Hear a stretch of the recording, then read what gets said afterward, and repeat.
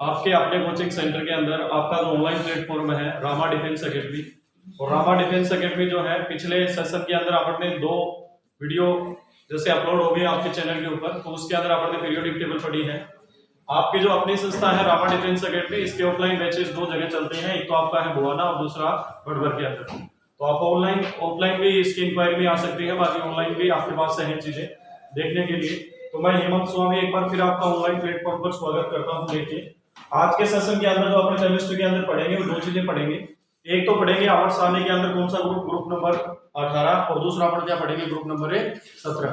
तो सुनिए, सबसे पहले जो अपन बात करते हैं वो करते हैं वर्ग नंबर 18 की।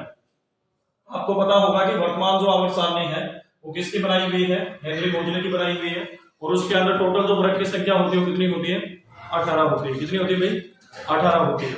और अपने एक चीज जानते हैं कि 18वें वर्ग के अंदर जो एलिमेंट आते हैं, कौन से वर्ग में भाई, 18वें वर्ग के अंदर जो तत्व आते हैं उनको अपन क्या कहते हैं, अक्रिय गैस। क्या कहते हैं भाई, इनको अक्रिय गैस बोलते हैं अपन। इन्हीं को एक नाम और देते हैं, क्या बोलते हैं इनको, नोबल गैस। और इन्हीं को हम एक नाम और भी देते हैं, इनको क्या कहते हैं, उत्कृष्ट गैस। क्या कहते हैं भाई, इनको उत्कृष्ट गैस। और इन्हीं को हम अगला नाम क्या देते हैं, इनवर्ट गैस। क्या नाम देते हैं भाई, इनवर्ट गैस के नाम से भी इनको हमें जानते हैं। ठीक है, तो पहली एक सिंपल सी बात आप याद रखिए, आप कभी लगभग आपसे क्वेश्चन यही डिस्कस करवा लिया जाता है कि कौन कौन सी गैसें ऐसी होती हैं जो इन्वर्ट गैसें होती है। तो सुनना मेरी बात, पीरियोडिक टेबल जो होती है उसमें वर्ग नंबर 18 के अंदर कौन कौन से एलिमेंट आते हैं। जैसे एक कौन सा आता है,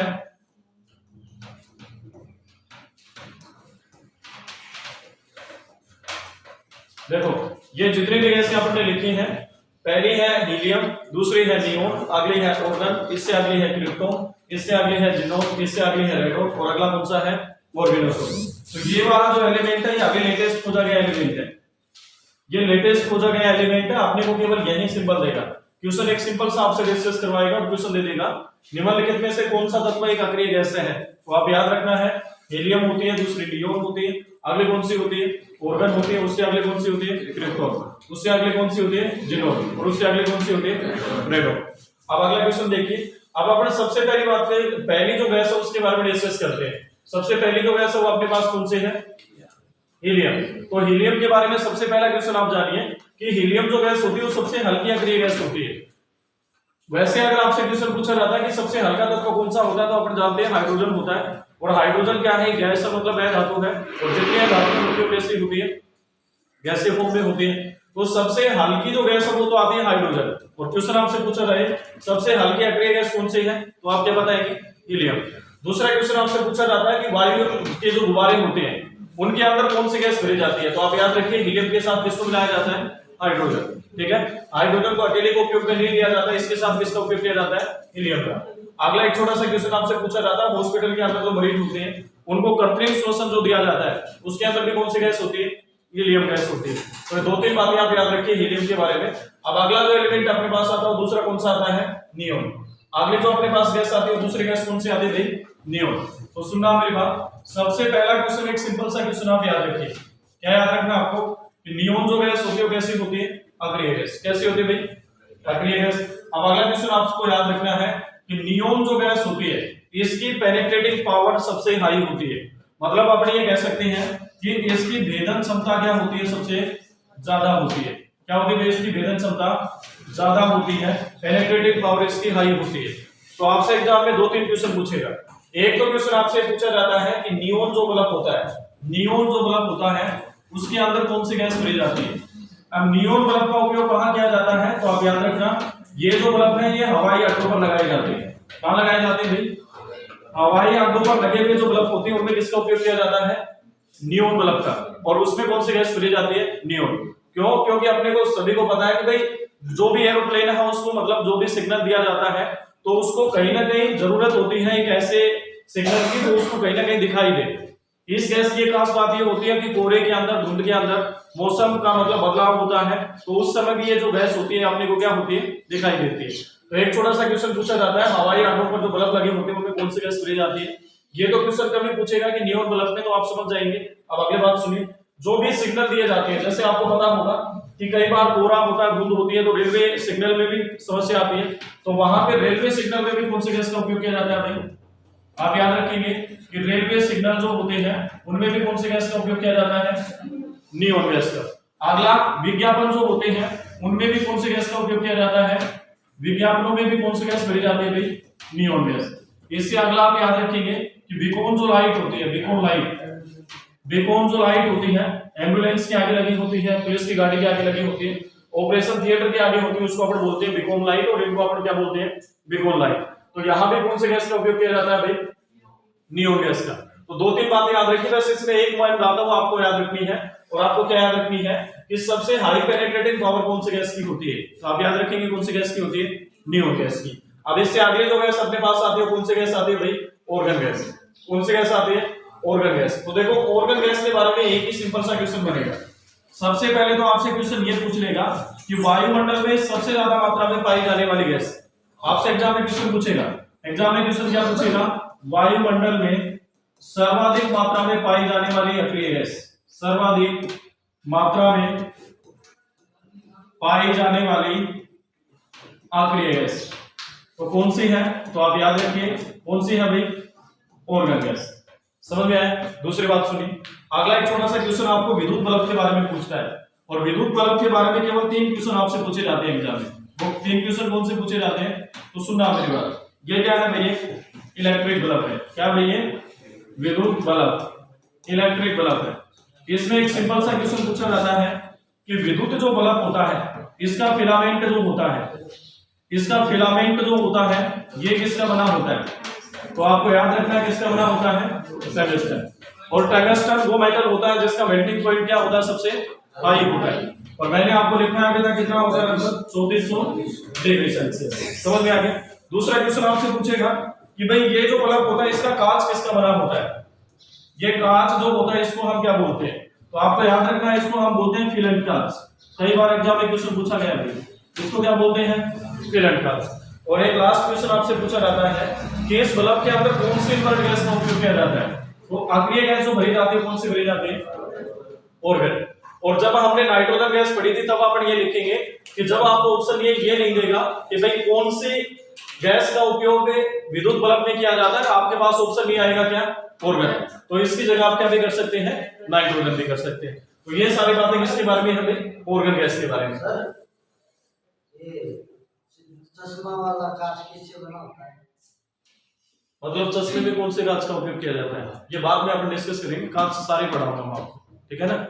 इसके अंदर अपन सारे कांच जब पढ़ेंगे तब अपन सीख लेंगे कि चश्मे में कौन से कांच का उपयोग किया जाता है। वैसे चश्मे के अंदर अपन मेनली रूप से लेंस का उपयोग करते हैं, समझ पा रहे हैं ना। मेनली रूप से किसका उपयोग करते हैं, लेंस का। और लेंस जो होता है उसके बारे में अपन पढ़ेंगे कि लेंस किसका बना होता है, समझ पा रहे हैं ना। तो अपन वहां डिस्कस कर लेंगे। अभी तो आपने ये देख लीजिए। अब इससे अगला जो एलिमेंट अपने पास आता है कौन सा आता है भाई, एक क्वेश्चन था कि चश्मे के अंदर जो कांच होता है कौन सा होता है। अगला क्वेश्चन देखिए, क्रिप्टोन में आपसे कोई क्वेश्चन नहीं पूछेगा। अगला क्या पूछेगा आपको, जिनोन में। किसमें से पूछेगा भाई, जिनोन में से क्वेश्चन पूछेगा। और जिनोन जो गैस होती है, सबसे पहले आपको एक ही बात याद रखनी है इसके अंदर कि जिनोन का सिंबल क्या होता है। पहले तो बात ये याद रखिए कि जिनोन जो गैस होती है इसका सिंबल क्या होता है, तो आप याद रखेंगे क्या होता है, एक्स। कई बार आपको इससे भी कंफ्यूज कर दिया जाता है, जेड दे दिया जाता है, जेडएन दे दिया जाता है। देखना एक बार, जैसे मैं लिखूंगा जेडई तो एग्जाम में ये भी जिनोन ही लगता है। जैसे मैं लिखूंगा जेडएन तो ये भी क्या लगता है, जिनोन ही लगता है। तो आपको कई बार ये क्वेश्चन में ही डाउट हो जाता है। तो पहले तो आप इसको सिंबल को थोड़ा सा ध्यान से देख लीजिए। अब सबसे पहली बात सुनिए, जिनोन जो गैस होती है इसको अजनबी गैस के नाम से जानते हैं। क्या कहते हैं इसको, एक सिंपल सा क्वेश्चन, अजनबी गैस इसको हम बोलते हैं, क्या बोलते हैं भाई, और इसको हम इंग्लिश में बोलते हैं स्ट्रेंजर गैस। क्या बोलते हैं, स्ट्रेंजर गैस के नाम से जानते हैं कौन सी गैस को, जिनोन गैस को। सुनना मेरी बात, एकमात्र ऐसी अक्रिय गैस है, क्या है भाई, एकमात्र ऐसी अक्रिय गैस, एकमात्र अक्रिय गैस जो क्या बनाती है, यौगिक बनाती है। क्या बनाती है भाई, यौगिक बनाती है। या क्वेश्चन देखो आपको कंफ्यूज करने के लिए पूछा जाता है कि कौन सी अक्रिय गैस सबसे ज्यादा यौगिक बनाती है, तो कौन सी आती है, जिनोन। और जिनोन जो है किसके साथ मिलकर यौगिक बनाती है, अभी अपन पढ़ेंगे वर्ग नंबर 17 को पढ़ेंगे तो उसमें क्लोरीन के साथ नील बर्टलेट नामक वैज्ञानिक ने बात हमें समझाई थी। और उन्होंने अपने एक्सपेरिमेंट के द्वारा बताया था कि जिनोन जो होती है वो कंपाउंड बना के, और कौन सा कंपाउंड बना लेती है, XeF4 जिसको अपन क्या बोलते हैं, जिनोन टेट्रा क्लोराइड। तो एक छोटा सा क्वेश्चन याद रखिए कि जिनोन जो गैस होती है इसको अपन क्या बोलते हैं, पहले तो इसका सिंबल याद रखिए, इसको अपन क्या बोलते हैं, अजनबी गैस बोलते हैं, स्ट्रेंजर गैस बोलते हैं। एकमात्र ऐसी अक्रिय गैस होती है जो क्या बनाती है, यौगिक बनाती है, और किसके साथ मिलकर बनाती है भाई, क्लोरीन के साथ। अब इसके बाद अगली जो गैस आती है वो लास्ट गैस कौन सी है अपनी इनवर्ट गैस के अंदर, तो अगली जो गैस आती है वो कौन सी आती है, रेडोन गैस। कौन सी आती है भाई, रेडोन। सबसे पहला क्वेश्चन आपसे सिंपल सा एग्जाम में पूछेगा, क्या पूछेगा कि रेडोन जो गैस होती है सबसे भारी गैस होती है। देखिए भाई सबसे भारी गैस कौन सी होती है, रेडोन गैस। सिंपल साथ से ही आपको सिंपल गैसों में याद करना पड़े चाहे अक्रिय गैसों में याद करना पड़े, सबसे भारी गैस कौन सी होती है, रेडोन। क्योंकि आपको पता होगा कि रेडोन जो गैस होती है इसको प्रभाती आश्रित विधि के द्वारा प्राप्त किया जाता है। ये जो गैस होती है ऐसी इनवर्ट गैस होती है जो भूगर्भ पट्टी की सतह पर होती है, वायुमंडल के अंदर भी नहीं होती, तो इतनी ज्यादा भारी होती है कि किसके ऊपर पाई जाती है, सरफेस पर पाई जाती है। अब एक छोटा सा क्वेश्चन आपसे बहुत अच्छा क्वेश्चन पूछा जाता है, जब भी आप बीमारियों की स्टडी करते हैं तो उसमें कैंसर बीमारी पड़ती है, तो कैंसर का इलाज दो प्रकार से किया जाता है, एक तो रेडियोथेरेपी के द्वारा और दूसरा किसके द्वारा, कीमियोथेरेपी के द्वारा। कीमियोथेरेपी के अंदर तो हम मेडिसिन का उपयोग करते हैं और रेडियोथेरेपी के अंदर हम किसका उपयोग करते हैं, विकिरण का। एक को बोलते हैं रसायन चिकित्सा और दूसरे को क्या बोलते हैं, विकिरण चिकित्सा। तो आप एक बात ये याद रखिए कि कैंसर का जो उपचार होता है, कैंसर के दो उपचार होते हैं। कैंसर का जो उपचार होता है जिसको अपन क्या बोलते हैं, रेडियोथेरेपी। क्या बोलते हैं भाई, रेडियोथेरेपी बोलते हैं। रेडियोथेरेपी को क्या बोलते हैं, विकिरण चिकित्सा। क्या बोलते हैं भाई, विकिरण चिकित्सा। और विकिरण चिकित्सा के अंदर कौन सी गैस को काम में लिया जाता है, तो आप याद रखिए विकिरण चिकित्सा के अंदर कौन सी गैस को काम में लिया जाता है, रेडोन गैस। कौन सी गैस को काम में लेते हैं भाई, रेडोन गैस को काम में लेते हैं। ये सिंपल सा क्वेश्चन याद रखिए। और एकमात्र ऐसी अक्रिय गैस होती है जो रेडियोधर्मी गैस होती है। रेडोन जो गैस होती है ये एक ऐसी अक्रिय गैस है, अपन बोल सकते हैं ऐसी अक्रिय गैस जो क्या होती है, ऐसी अक्रिय गैस जो क्या होती है, रेडियो एक्टिव होती है, रेडियोधर्मी होती है। कौन सी गैस है ये भी, रेडोन गैस। और देखना एक छोटा सा क्वेश्चन, रेडोन गैस का वायुमंडल में पाया जाना भूकंप का संकेत होता है। रेडोन गैस का वायुमंडल में, रेडोन गैस का वायुमंडल में पाया जाना किसका संकेत होता है भाई, भूकंप का संकेत होता है, भूकंप का संकेत होता है। ठीक है भाई, तो ये सारी बातें हैं, ये अपनी किसके बारे में है, अक्रिय गैसों के बारे में। ये वर्ग नंबर 18 के बारे में इतनी ही सिंपल बातें आपको याद रखनी है। ठीक है, तो पहला जो आपने पढ़ा था एक बार थोड़ा सा रिपीट कर लेते हैं, कई बार ये सीधे क्वेश्चन आपसे पूछ लिए जाते हैं। तो पहला तो आप ये याद रखिए कि वर्ग नंबर 18 के अंदर जो गैसें आती है कौन सी आती है, अक्रिय गैसें। इसमें सबसे पहले कौन सी आती है, हीलियम, फिर नियोन, अगला आर्गन, अगला क्रिप्टोन, जिनोन, रेडोन और अगला ऑर्गेनोसोन। ये आपको याद नहीं रखना।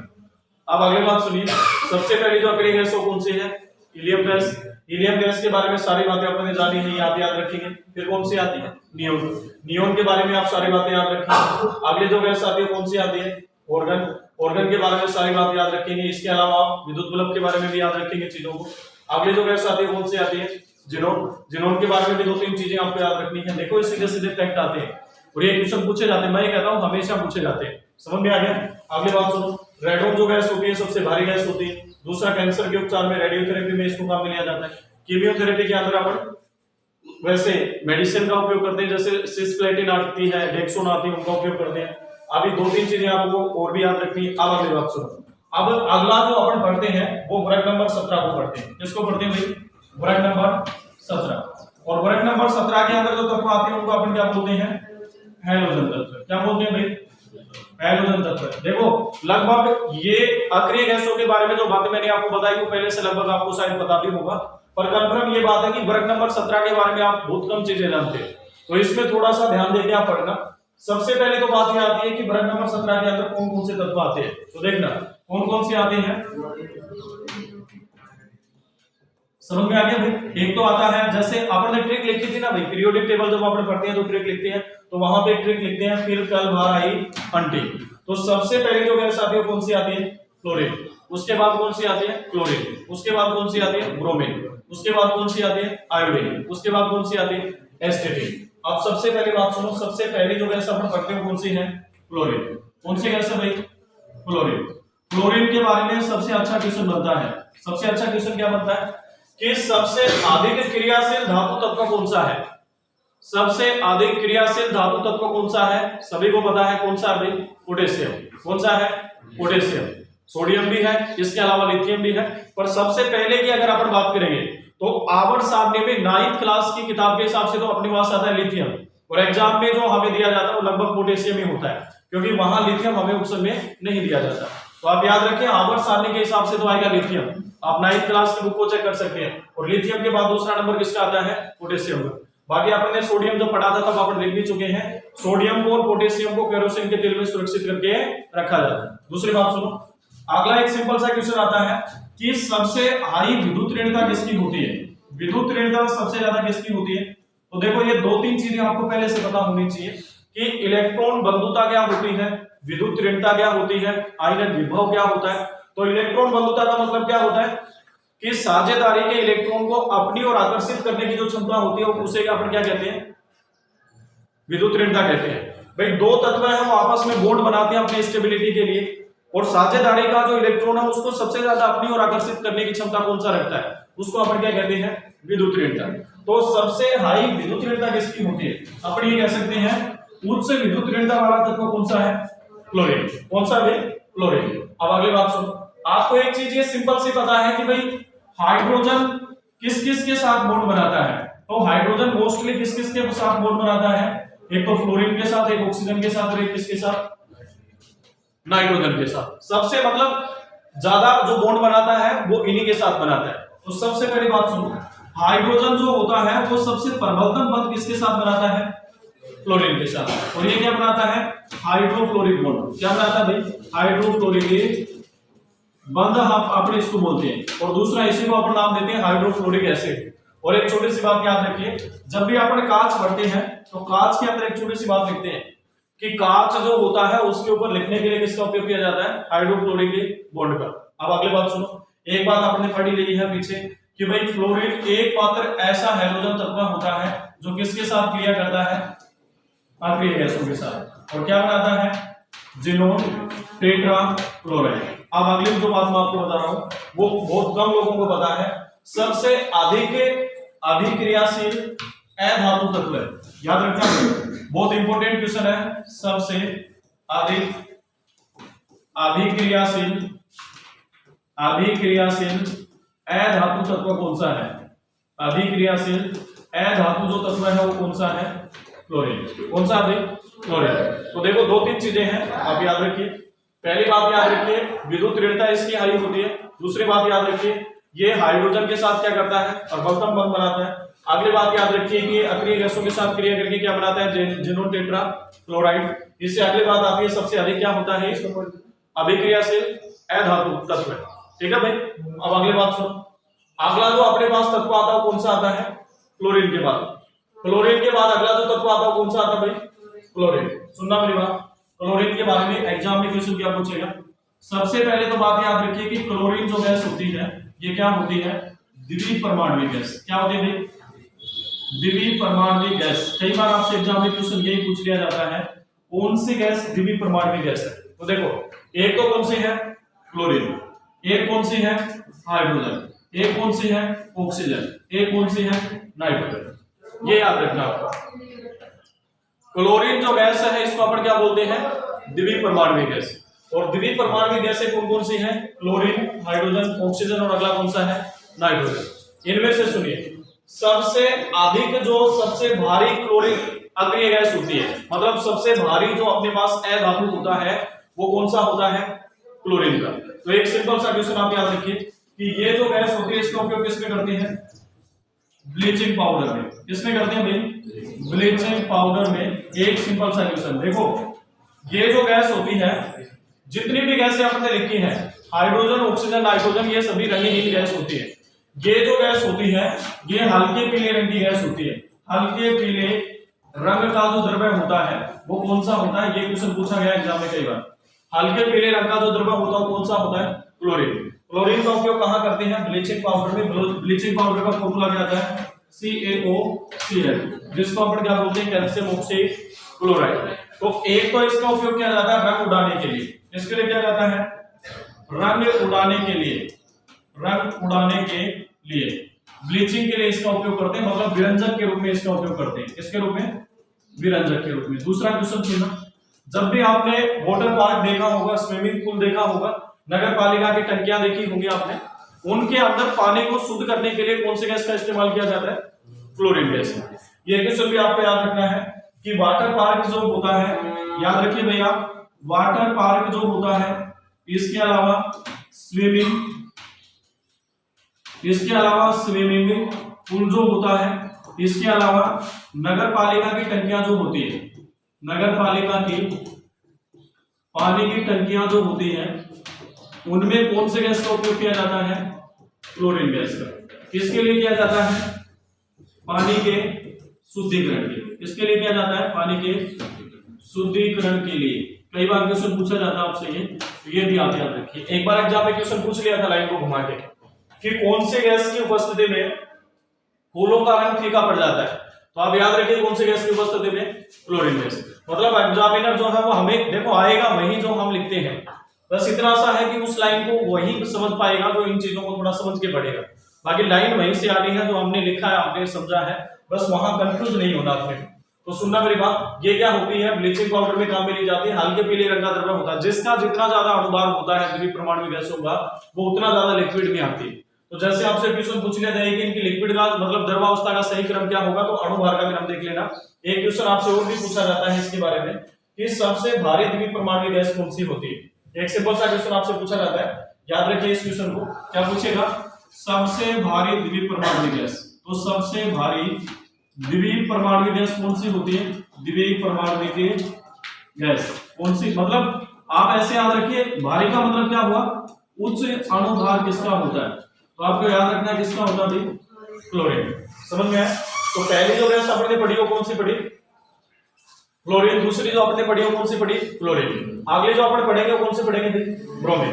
तो सुनो, ब्रोमीन के बारे में एक क्वेश्चन तो सभी को पता है लगभग कि भाई अपन ये पढ़ते हैं ब्रोमीन धातु है या अधातु? अधातु। तो पहला तो एक सिंपल सा क्वेश्चन आता है, एकमात्र ऐसा अधातु तत्व है जो क्या होता है? गर्भावस्था में होता है। एकमात्र ऐसा अधातु तत्व जो क्या होता है भाई? गर्भावस्था में। कौन सा होता है? ब्रोमीन। बाकी सभी अधातु क्या होते हैं? गैसीय अवस्था में। अब दूसरी बात सुनो, इसका ब्रोमीन का जो रंग होता है ये शराब के समान होता है। ये बात इतनी इंपॉर्टेंट नहीं है, इसका रंग जो होता है वो किसके समान होता है? शराब के समान। इसका उपयोग इंपॉर्टेंट है भाई, कई बार एग्जाम में पूछा गया है। इसका उपयोग किया जाता है दर्द निवारक औषधियों में। इसमें किया जाता है दर्द निवारक जो औषधियां होती हैं उनमें कौन से हैलोजन एलिमेंट का उपयोग किया जाता है? तो आप याद रखिए किसका उपयोग किया जाता है? ब्रोमीन। इसके बारे में एक ही क्वेश्चन याद रखना है। अब अपना अगला जो एलिमेंट आता है कौन सा आता है? आयोडीन। कौन सा आता है भाई? आयोडीन के बारे में देखो क्या याद रखना है। आयोडीन जो होता है वो NaCl में किसके रूप में पाया जाता है? तो आप याद रखिए किसके रूप में पाया जाता है? पोटेशियम आयोडाइड के रूप में। पोटेशियम आयोडाइड जो हम साधारण नमक पढ़ते हैं ना, आपने पढ़ा था, वो इसके रूप में पाया जाता है।